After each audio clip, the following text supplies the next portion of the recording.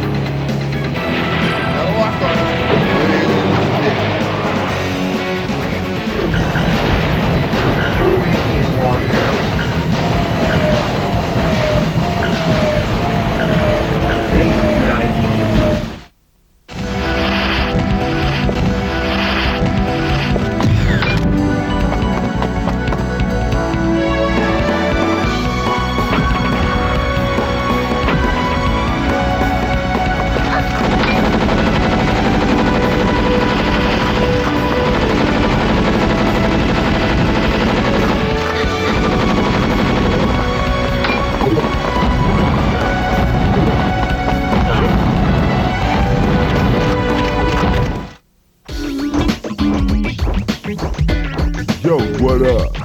Funkafar!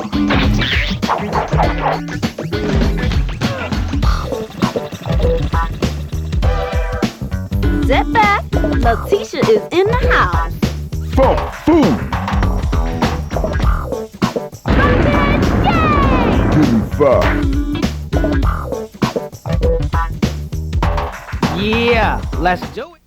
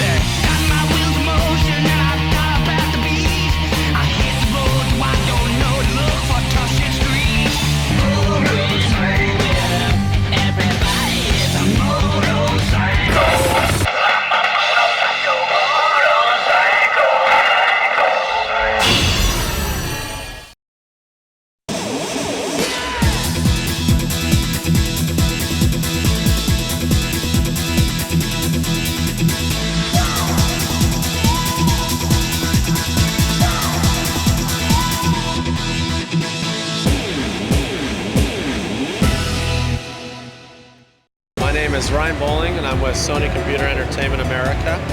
And this year's E3, it's a very exciting time for our company. As you know, in October, we launched the PlayStation 2 here in North America, and since then, on a worldwide scale, we have over 10 million units running strong for us. Moving forward, we've promised the world that we're going to be bringing 20 million down the pipe by end of next March of 2002. We have a lot of support with this as well.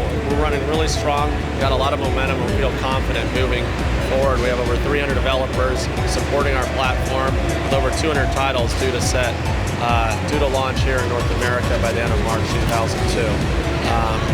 We're going to be producing 1.5 million units a month moving forward worldwide for all territories. Last year we offered the consumer the ability to play music, movies, and games all in one system, and to extend that one more level, we're now offering an online environment.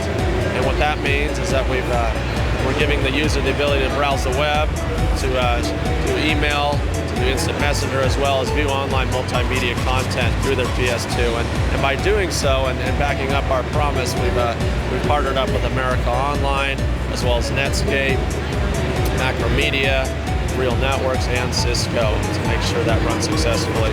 We also have a few titles here that are taking advantage of that online environment that'll be due out later this year in conjunction with our network adapter that'll make this whole environment a reality. Some of the titles that are much hotly anticipated for our platform this year's E3 are Gran Turismo 3, that's due out July 10th here in North America. Recently we launched it in Japan, and it's done successfully well there. With less than 3 days, we sold over 1 million copies. Right now, that's a new software record for the PlayStation 2. We also have a title by the name of Jak and Daxter, the Precursor Legacy, which is done by Naughty Dog, the development team that's responsible for the Crash Bandicoot series.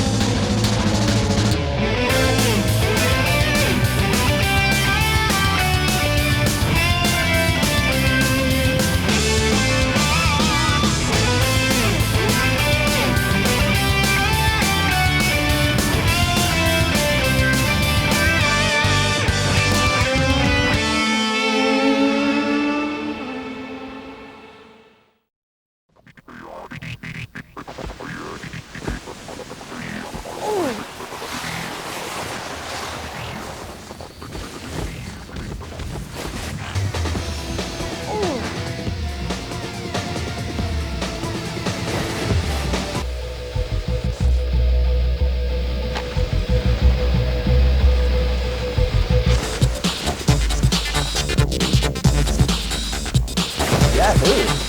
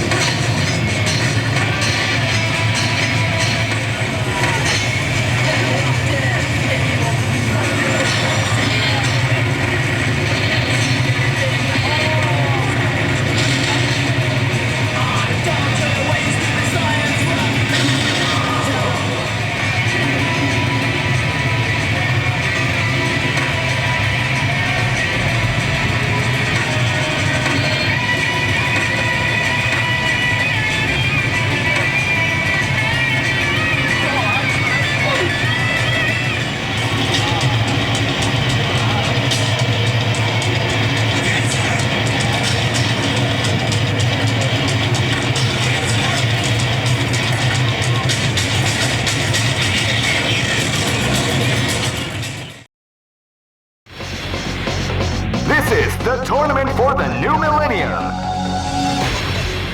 You'll experience the most exciting battle in history. Let's get ready to battle. Feel the intensity when power and technique collide. Crush the competition. A battle beyond your imagination. Let the martial arts madness begin. 2001 is the year we make contact. Welcome to the revolution.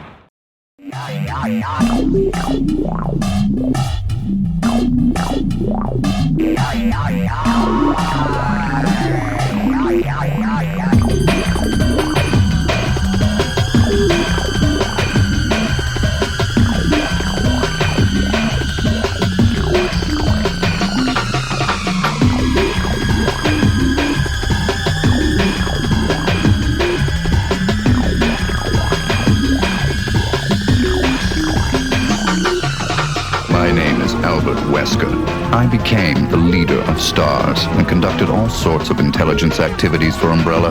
It was time to begin executing my plans.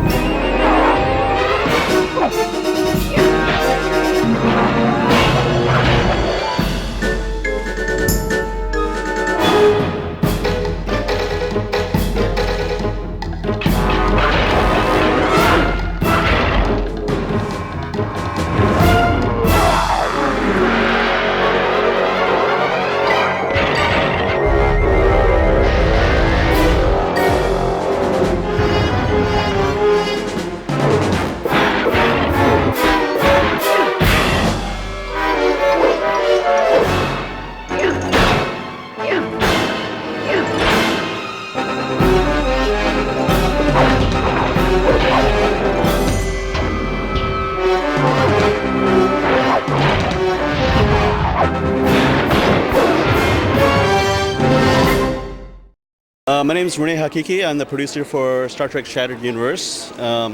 Basically what we have is a fighter combat action game based in the Star Trek Mirror Universe.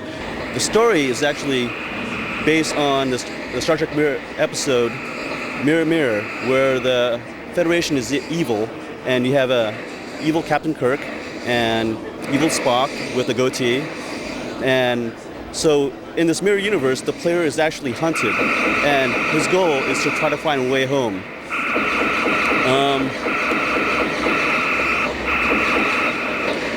The game itself is actually what we try to do is we put the detail into the ships rather than unlike a first-person shooter where we put the detail in environments. As you can see, the ships are actually lighted by the actual light sources, like the stars in the system. The windows stay lit in the dark. We also have combat damage for the ships, for the capital ships, so that the player has a visual cue to how damaged a capital ship is.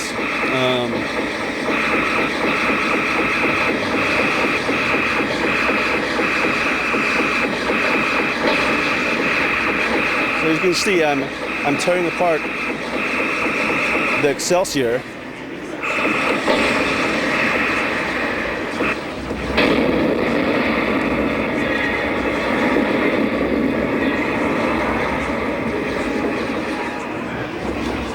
And we have a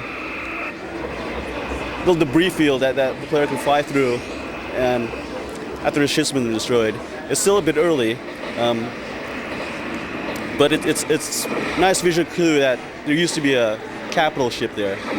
Different ships will have different exotic weapons as well. The Romulans will have the cloaking device, Klingons will have the disruptors, and so each field will have a different feel as to how it plays.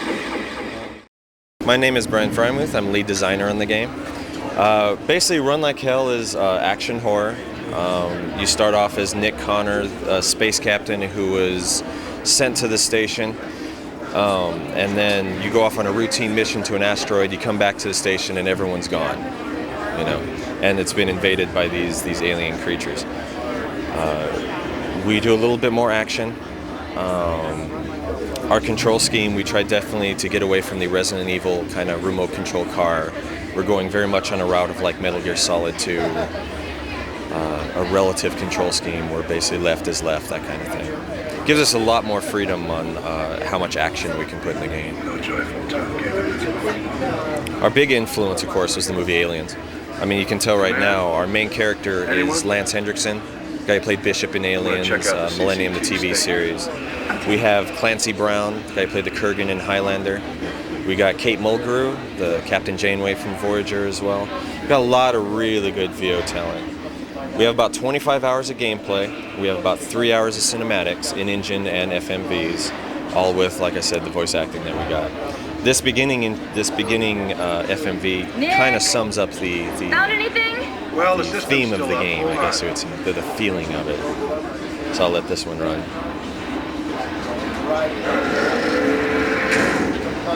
What the hell happened here? Let's see what the camera's doing. Come on. Amanda, you okay? I'm fine. This can't be happening. Just get a hold of somebody.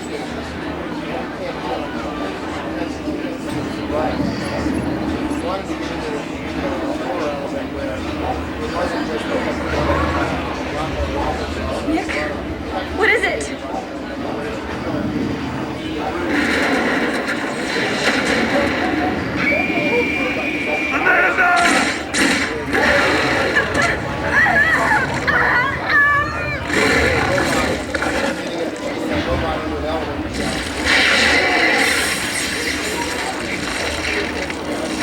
To say, it basically sums up the tone of the game. What we have coming up here is one of our cinematic games, a la like Shenmue or one of those, where we have about 10 of them scattered throughout, where a different action button will basically make you do different things. Up will make you jump over, X will make you slide under. There's no real wrong way except doing nothing at all right now. So most of, all the action keys actually do something. Helps build the tension, helps build the pacing of the game. And thus the title Run Like Hell.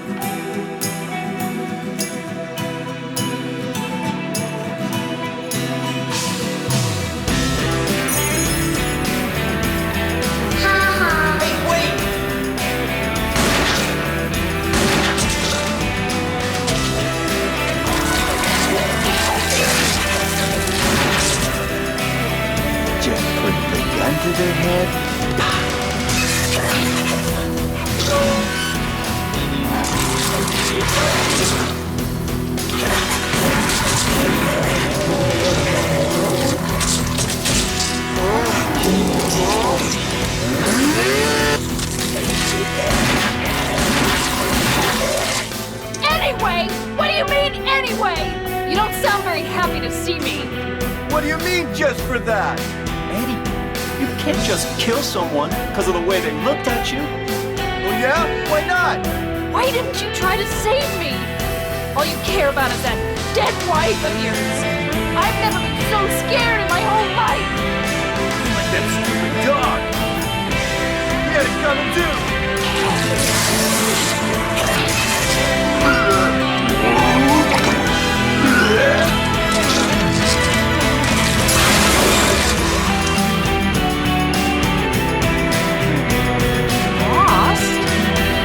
What's a little girl like you doing here anyway? Huh? Are you blind or something? What's that letter? None of your business. You didn't love Mary anyway. Do I look like your girlfriend? No, my late wife. I can't believe it. You could be her twin.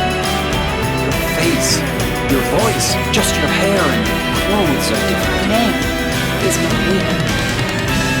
I don't look like a ghost, do I?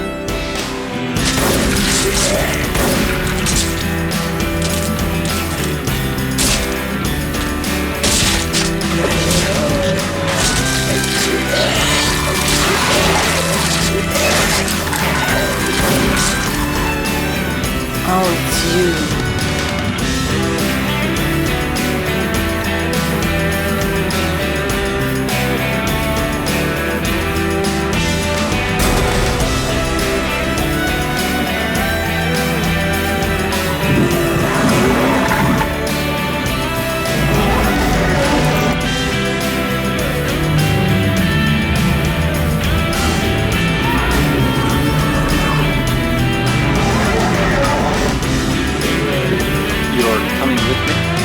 Gonna just leave me?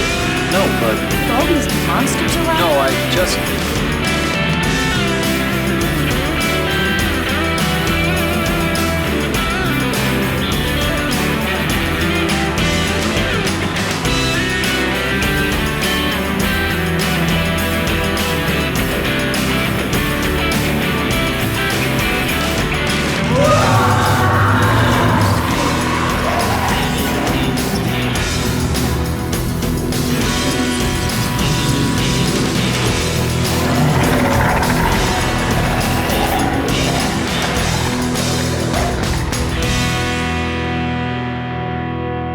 I'm here for you, James.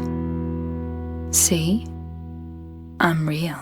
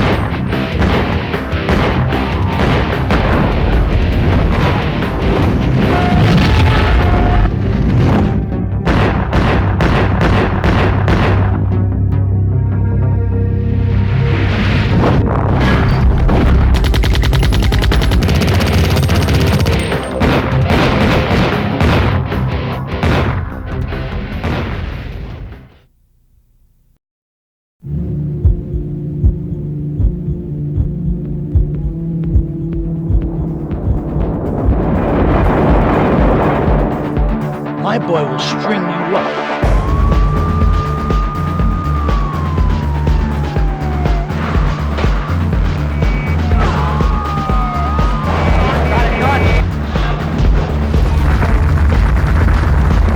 Did you see what that guy did?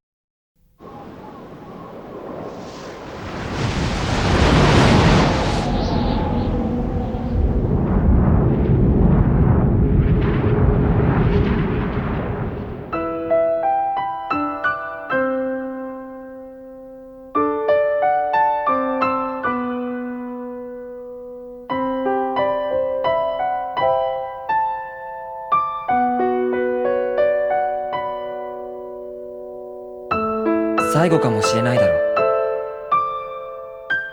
う。だから全部話しておきたいんだ。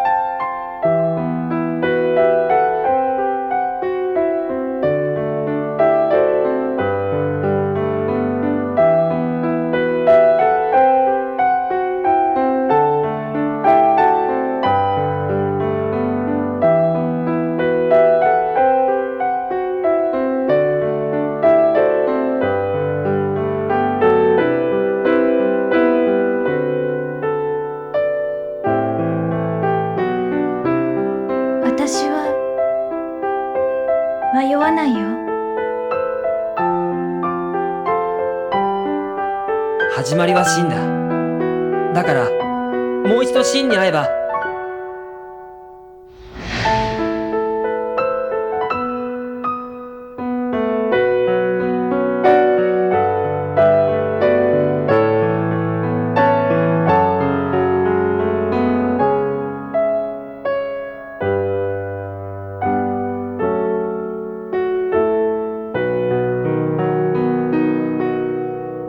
真実を見せてやる。分かってんのかよ。全部あんたのせいなんだ。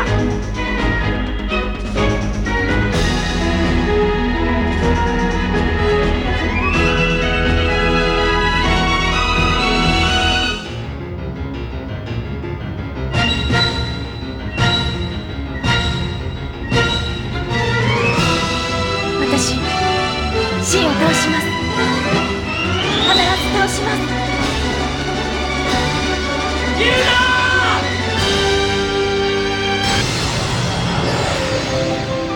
ー！信じて。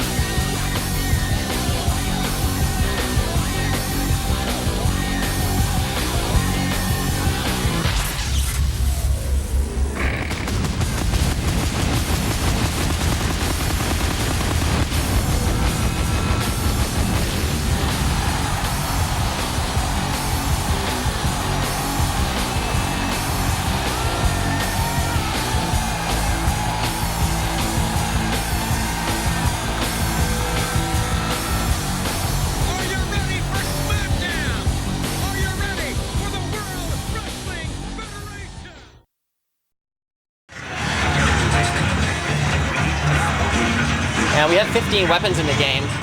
I'm just cycling through some of them right now. The one I have armed right now is called a railgun.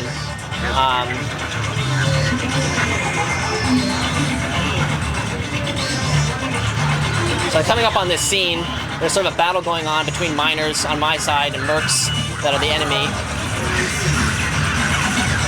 And this weapon has this cool ability to see through geometry. I can see through walls, see through the rock, and you shoot through the rock to kill these guys.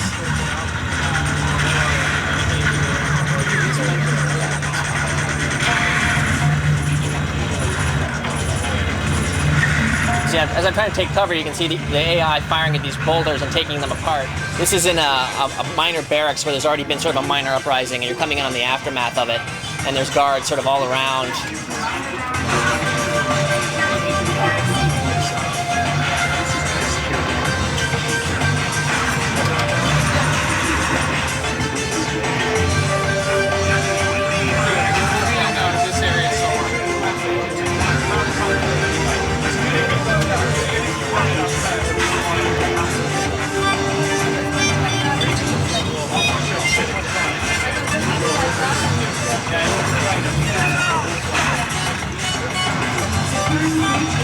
So we try to have realistic effects of the weapons. You know, you shoot a shotgun at somebody, he gets thrown back, that type of thing.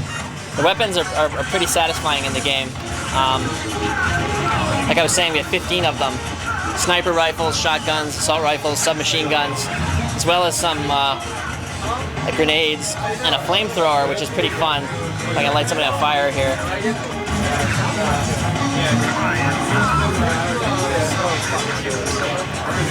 So they stay on fire even though they've died. They kind of burn away until the fire kind of dissipates.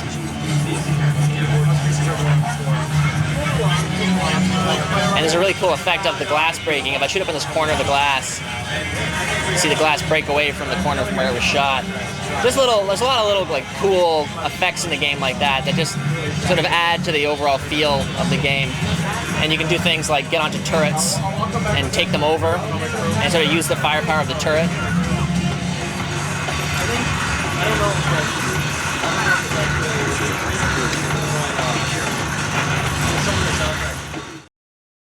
My name is Dave Weibel. I'm with THQ. This is Ricky Carmichael 2002 motocross. This game has got everything in it that anyone could ever want in a motocross game. This is so much better than anything that's out there today. It's got over 22 tracks. A lot of them are actually the real tracks that are on the Supercross circuit. And it's also got a freestyle mode where you can just perform tricks, which you can open up as you play the game through. It's a pretty extensive career mode as well.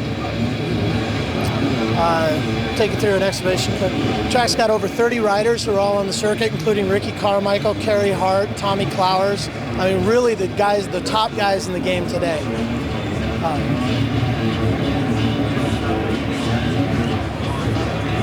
So basically, the controls are really easy to use. They're a little hard to get a hold of when you start out because you can do so much with the tricks, and the trick repertoire is so extensive.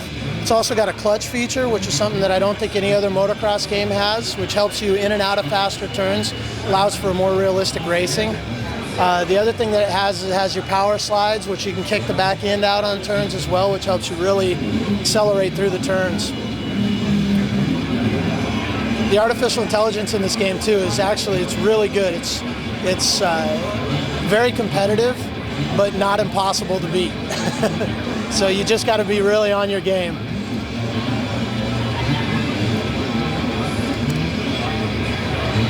It's also got a feature in it where you can load, if you see the bar down in the corner, you can load up your tension or the pressure that you put down on the suspension to give yourself more loft at the top of the jump.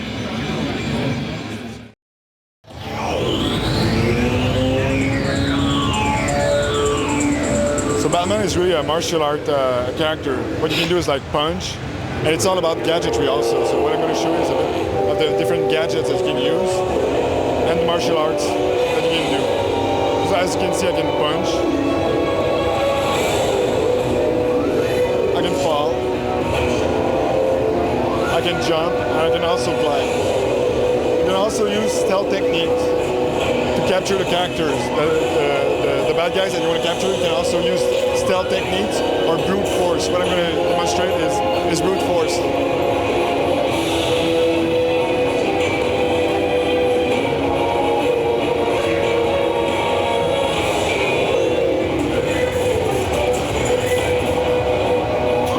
And then once it's captured, we can capture him. Once it's defeated, we can capture him. So it's not going to stand up anymore. Take a break and play a while. Doo-dah, doo-dah.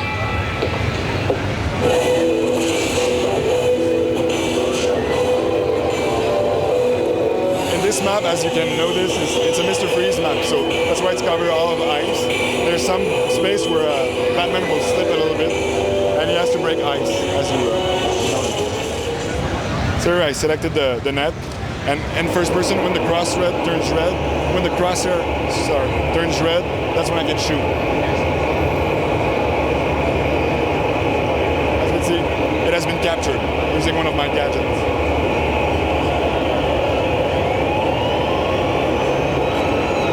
That was a combination, because you can do combination of punch and kicks, and when you do a complete combination, you have a red move at the end.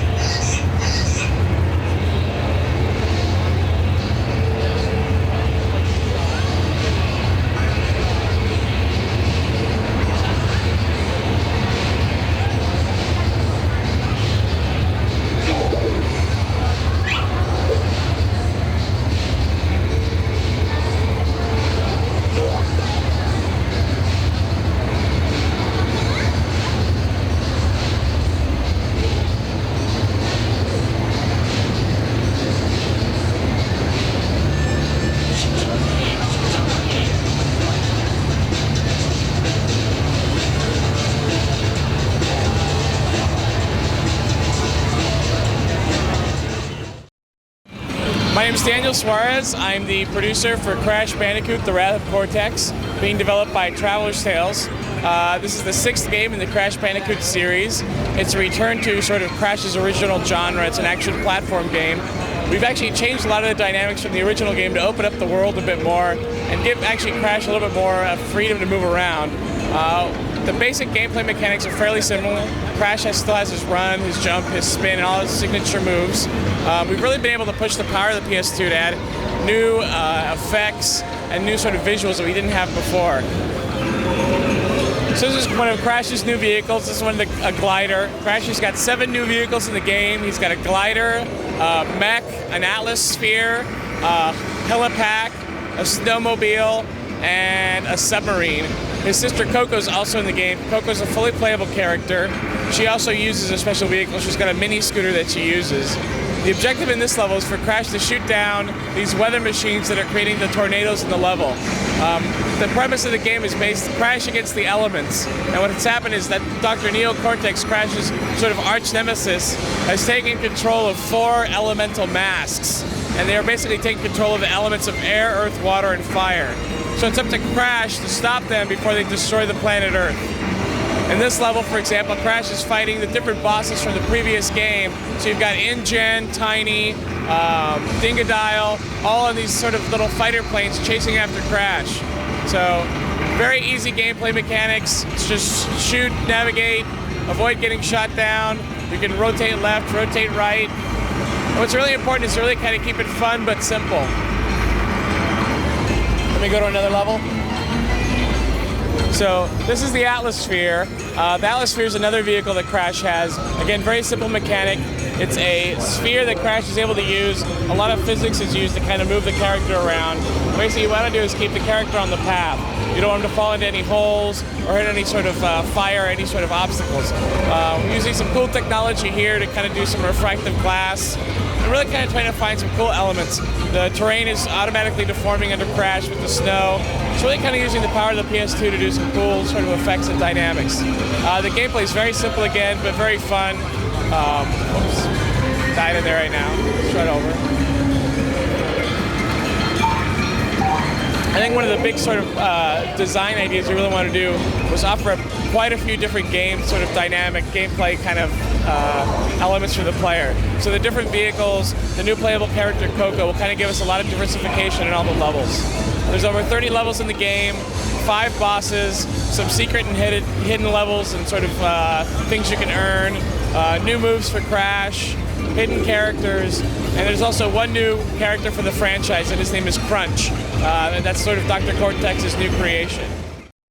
This is Jurassic Park Survival. You notice it's Jurassic Park Survival, not Jurassic Park 3. What we've done is we've gone back over all 3 of the movies and grabbed out what we felt would be the best elements to make a great game. So it won't be see the movie, play the game. It'll be an experience that is built from the Jurassic Park universe, built specifically for a game.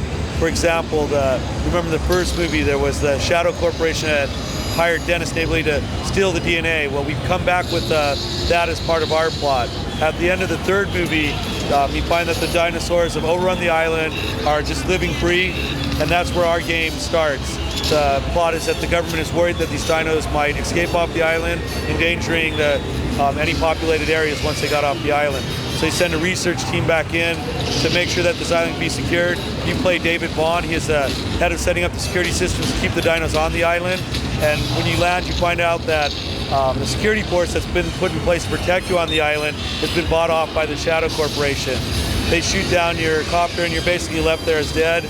And it's your job from that point on to save members and to stop the Shadow Corporation from gathering up all the DNA, telling the government that they can't control the dinos, firebomb the island, covering their tracks, and leaving them with the only active living DNA, getting ahead in the race.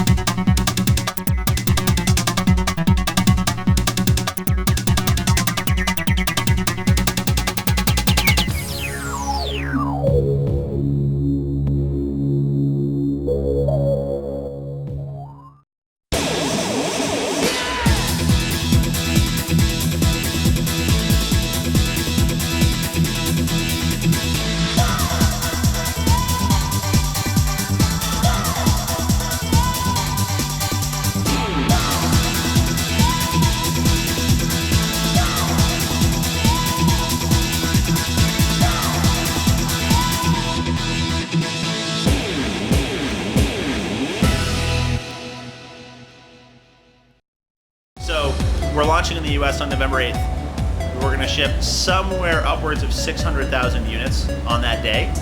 It's going to be $299 US. and there are going to be somewhere between 12 and 20 launch titles. And we're not going to ship a single launch title that's not awesome. It's all about quality, man. It's about getting enough of the genres in so that everybody can get the game they like, and about really making every one of those games a defining moment for Xbox, right? You know, the football game where you see the shadow cast by the guard on the player's face, you know who it is, right? Or the adventure game. We have a racing game called Mad Dash, and the first level you play in Mad Dash, just the level data, is bigger than the entire last game that this company shipped, right? And things like that. Those are the experiences you're going to get with the launch titles. And then we have literally hundreds of games ready to go after that heading into 2002. So it's like a fire hose of titles coming. And the quality is just, I mean, it's like nothing I've ever seen before. You know, I've been in the game business for about 10 years, and I've never seen such a giant group of awesome titles. And it all goes back to the simple fact that we designed this console by consulting game developers and said, what do we need? What do we need to do for you? What makes you angry about current consoles? And we changed all the stuff that they didn't like, and so they're having a good time. So that means we're going to see games, and I'm seeing games now. I can have the best job in the world because I see all the games in development. I'm seeing games now that are just so smoking hot. It's unbelievable. So it's a good time to be a gamer. It's the best time possibly in history to be a gamer. I'm John Howard. I'm the lead designer on Halo for the Xbox. Halo is an action shooter game. Takes place in the future, science fiction. See, we got a couple human dropships here coming in. We're going to assault this alien position. A little bit of background about Halo. Humanity is losing a battle, losing a war against an alien race called the Covenant. And the Covenant have pursued us to this ancient alien ring world out in deep space. We don't know why it's there or who built it. But over the course of the game, you learn how long it's been there, who built it, and for what ultimate purpose. So basically, we're going to come out here, but the core component of the game is combat and combat action. So we basically dropped off, me and a couple Marines got dropped off on this beach by these drop ships. You can see the way AI move. Basically, the AI are really good and smart. They move in groups, they provide covering fire for each other, they'll advance on positions, they'll use cover, they'll call out when you're in their way, if they want to shoot around you. If they accidentally hit with stray bullets, they apologize. All sorts of cool stuff like that. Few weapons are pretty traditional. Stuff like grenades, machine guns. There we go. So these guys are going to advance up here.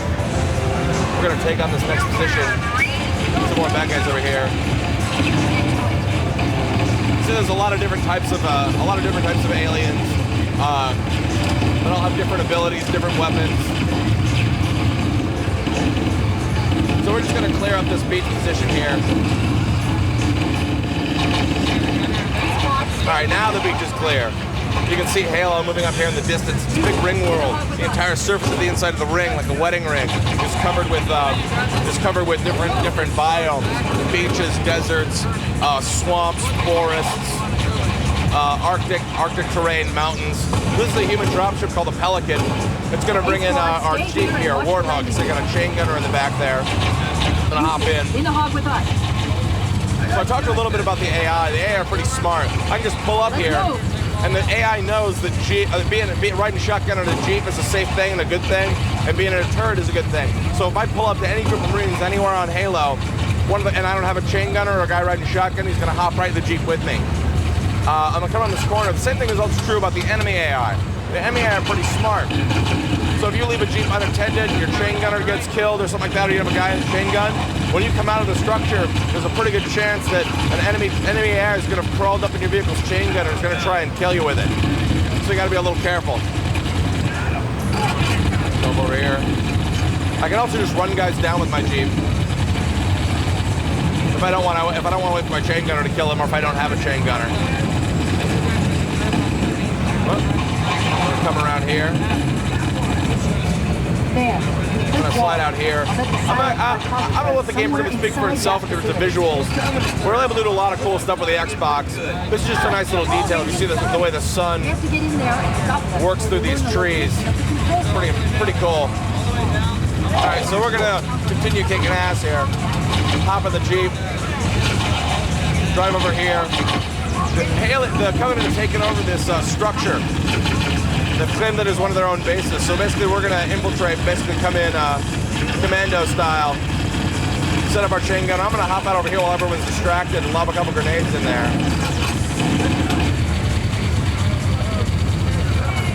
Head inside.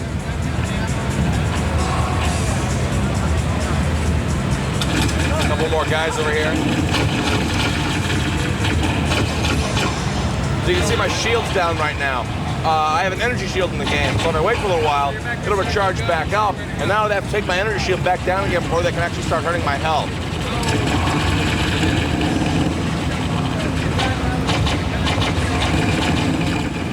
So this is actually the first mission you play when you get to Halo. This is your life pod. You're in a human interstellar spacecraft called the Pillar of Autumn that was attacked by the Covenant, and you escape from Halo, or escape from the ship in a dropship. This is a life pod. Can you move? Which crash lands on Halo. And there are other groups of Marines and isolated bands of human resistance all over Halo who've landed in escape pods as well as a couple you saw the drop ships and the vehicles who made it onto the surface pretty much unscathed. So you have a little bit of fire support. So you're constantly going to be finding other Marines. So this is actually the first place you land on Halo.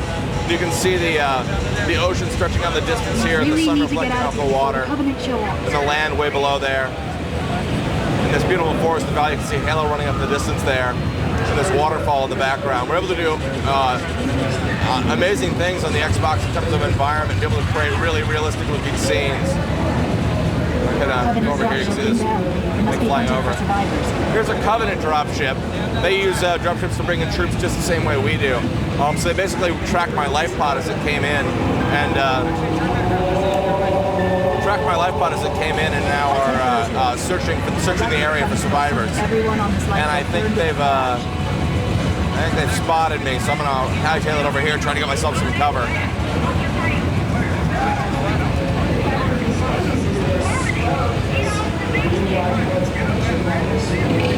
So like I talked about the AI, the same way the human AI are smart in terms of advancing, working in groups, using cover, things like that. Whoa! I shot it right over my head. All right, I'm stuck over this side.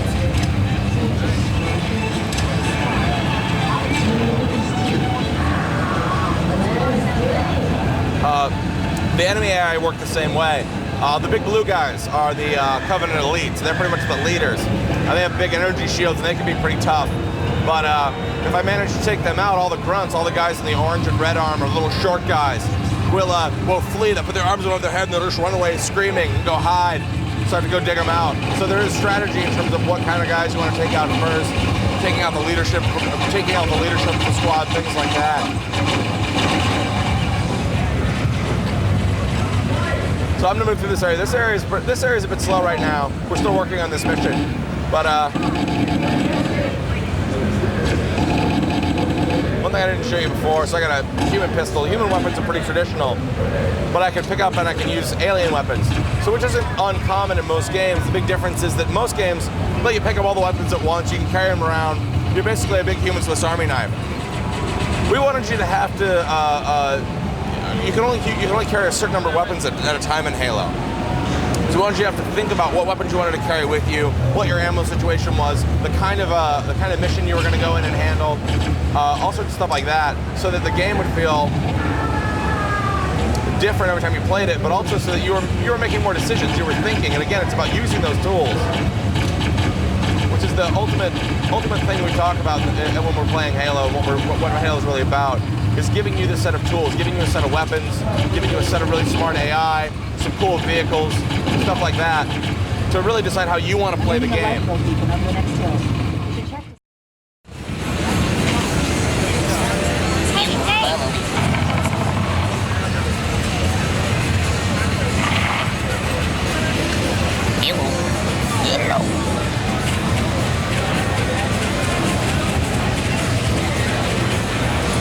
You better stay here. Whatever.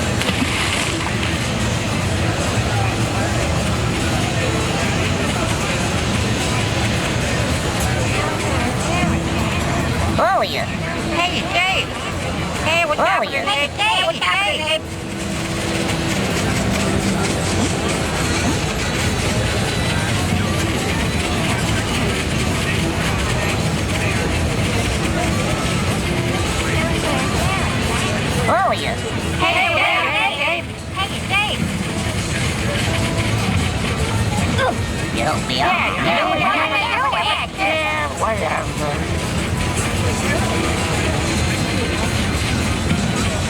Yeah, whatever.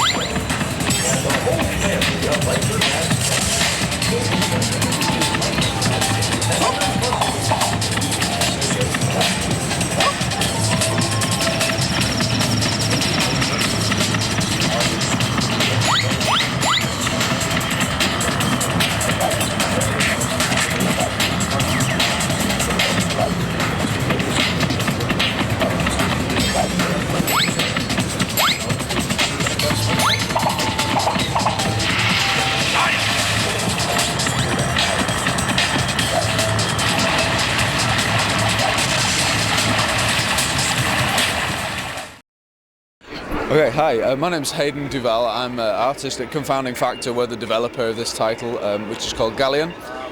This is the main character we see on the screen at the moment. His name is Rama, he's Captain, Sea Captain.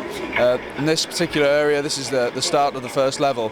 And basically, it kind of sets the main story, the characters, and also allows the player to begin to move into the control system. We've based the game around quite a complex control and animation system, so we're allowing the player, as they progress through this first level, to begin to... sorry, guy getting chucked out the door. To be able to use different aspects of the control, so they're not overwhelmed immediately by all of the different kind of ways he moves. I'll just take you a bit further up, and then I'll kind of jump slightly further in the level to allow you to see kind of the main movement system that we have. What happens here is as he moves through this level, there's different areas that are designed to allow the player to see the basic movements first of all, and build on those to the more complex ones. I'll just jump ahead now, if that's okay. come in here. By the time we get to this point, the player is able to do all the moves that he has. He's able to run and jump and everything. If you just watch here, one of the fundamental aspects of our game is that the character is able to deal with complex geometry simply by the player using the control pad, pressing forward. If you stay slow on the keys, on the pad rather, he is able to anticipate where all the geometry is and move through it without any difficulty. And that's kind of fundamental to how we move. So the player doesn't have to anticipate every tiny move and do every jump, so he's allowed to move smoothly through an environment. But we also have the ability to override that. If we press forward, right forward on the stick, he'll just jump off. When he fights, he can take on up to 5 or 6 opponents at the same time. His fighting styles totally differ depending on how many opponents he has. Bandits! I want him! Let me have him, darling! I'd leave now if I were you.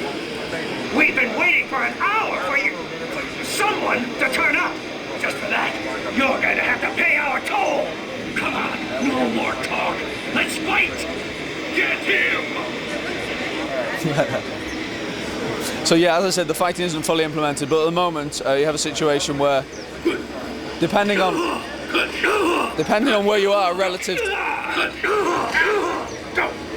to the character, your moves adjust themselves automatically. So if I was fighting two people at once, I'd do a different set of moves.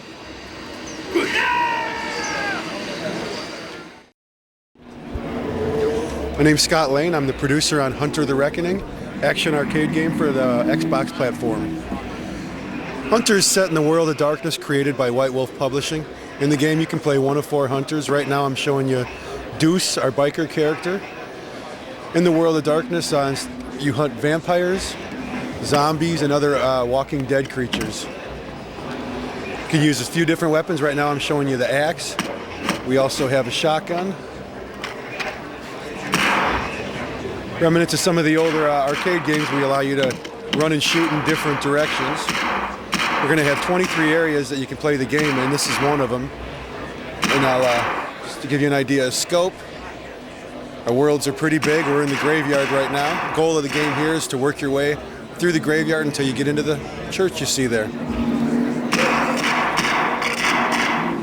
Deuce is about 7 feet tall. Our other characters you can play are also a priest character, a female cop, and a 20-year-old raver girl who's a karate expert and 2-gun shooting style like John Woo movies.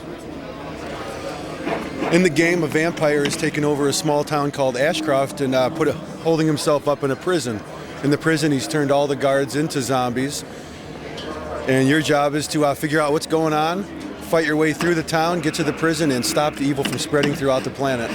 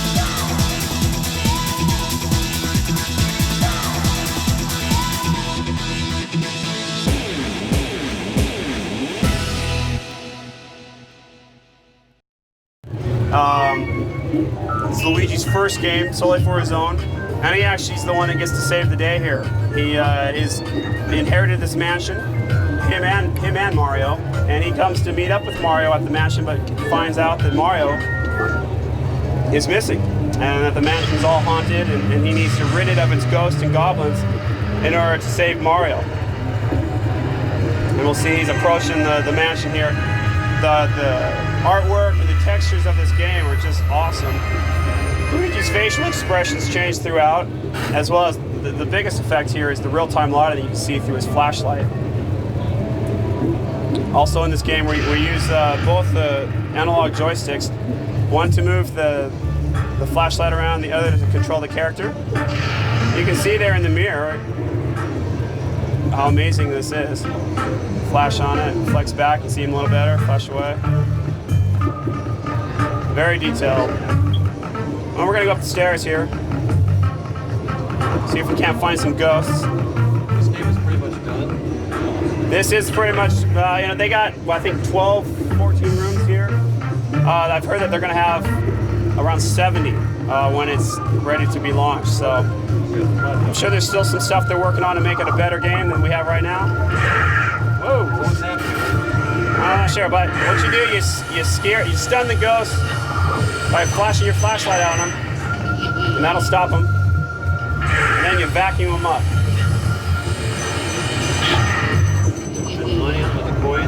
And then you can also touch the coins or vacuum them up. Excuse me? Do you do anything with the coins? Yeah, it's yet to be seen. I really don't know yet. You want to obviously collect them.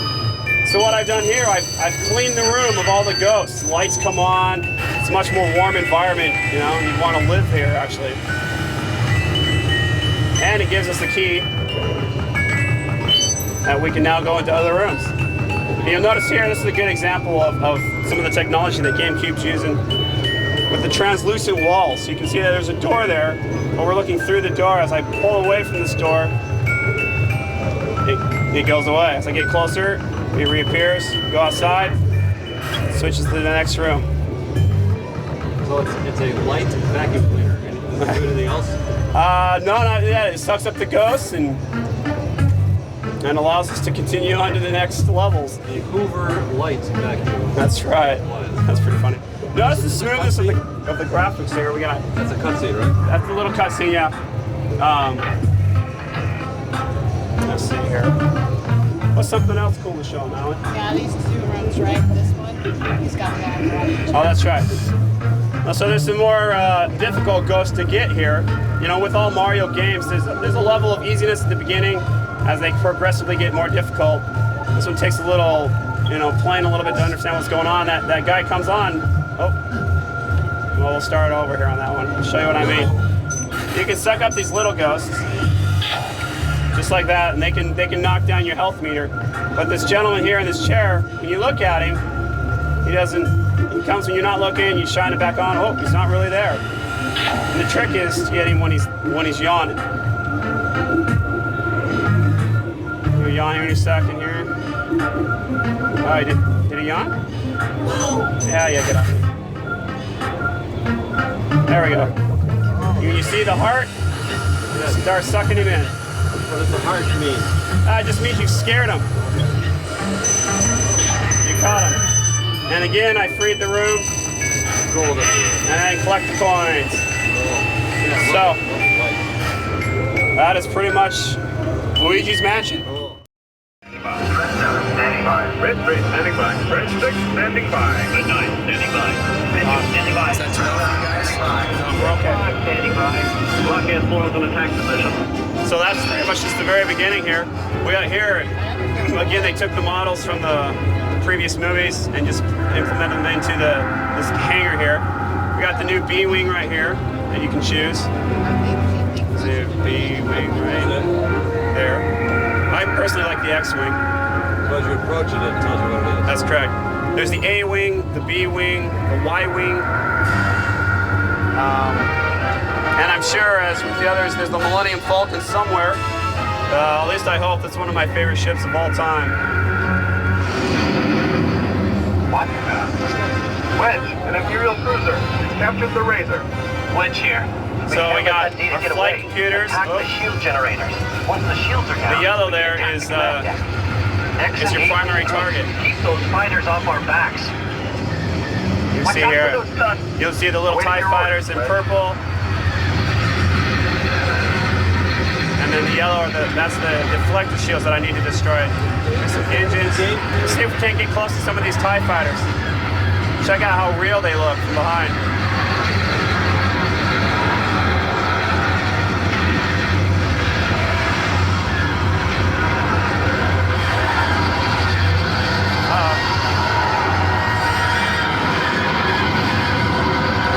We're going after the frigate.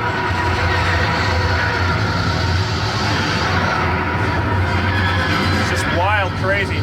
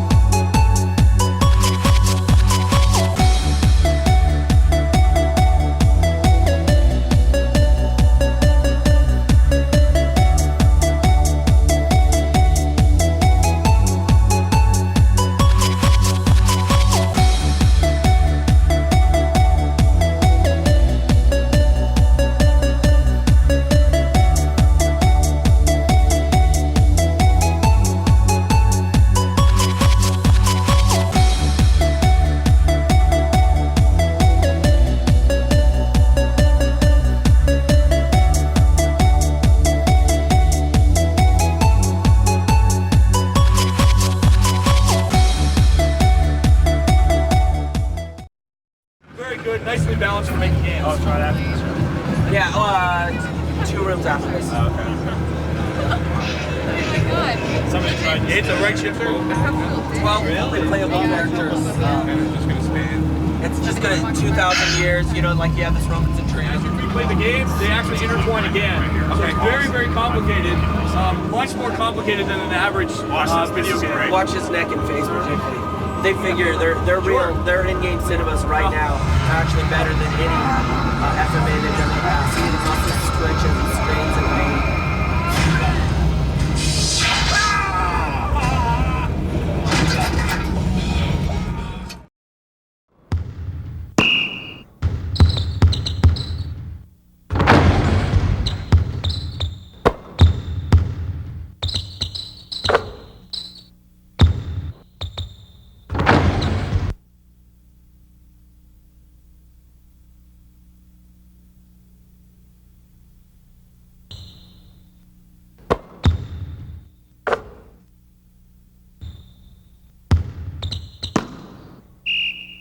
Passes.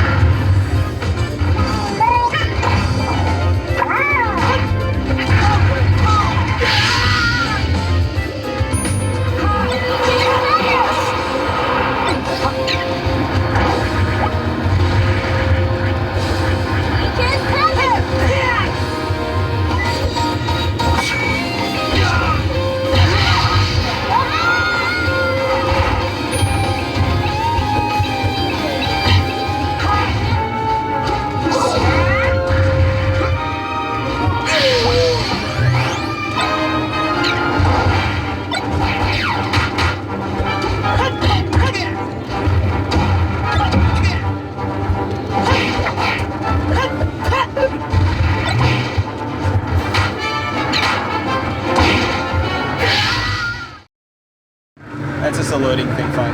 You know, it's like... 3, 2, 1, go! Sweet! Nice job! You just got a turbo, let's go!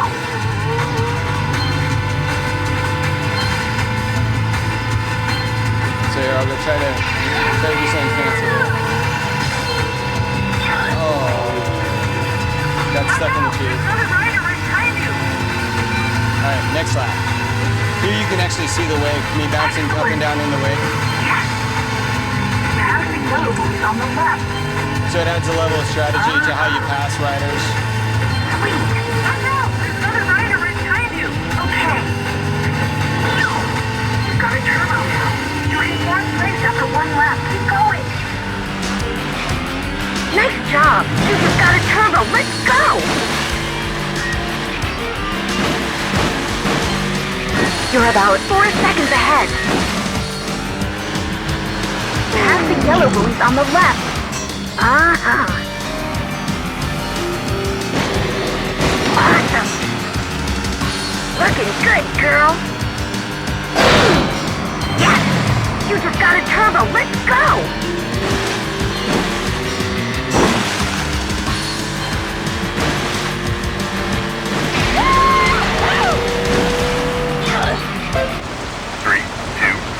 Go!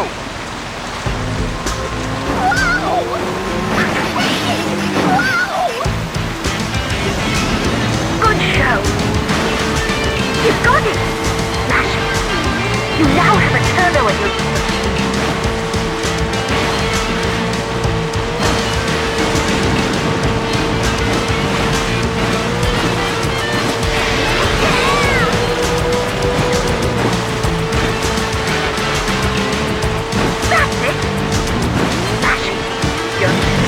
Now turbocharged.